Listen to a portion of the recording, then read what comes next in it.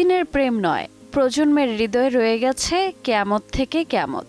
১৯৯৩ সাল বসন্তের প্রথম আলোয় ধরা দিয়েছিলেন সালমান শাহ আর মৌসুমী।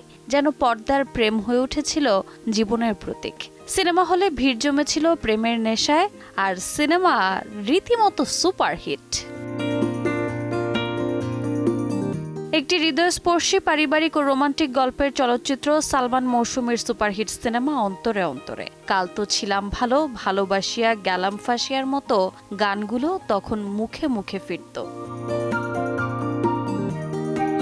১৯৯৫ সালের ঈদে মুক্তি পায় সালমানের স্বপ্নের ঠিকানা। প্রথমে খুব কম হলে জায়গা পেলেও মফস্বলের প্রেক্ষাগৃহে দর্শকের ঢল নামে। পরে ঢাকাতেও পায় এক অভাবনীয় সাফল্য, যা কেয়ামত থেকে কেয়ামত ছবির ব্যবসায়িক রেকর্ড ভেঙে বাংলাদেশের চলচ্চিত্র ইতিহাসে দ্বিতীয় সর্বোচ্চ ব্যবসা সফল ছবির রেকর্ডে স্থান করে নেয়। ১৯৯৪ সালে মুক্তি পাওয়ার পর সুজন সখী ছবিটি প্রশংসার পাশাপাশি বাণিজ্যিক সফলতা এনে দেয়। সালমান শাবনূরের রসায়নে ছবিটি দর্শক হৃদয়ে ঝড় তোলে। ১৯৯৭ সালে পর্দায় জন্ম নিয়েছিল এক চিরন্তন প্রেম কাহিনী আনন্দ অশ্রু।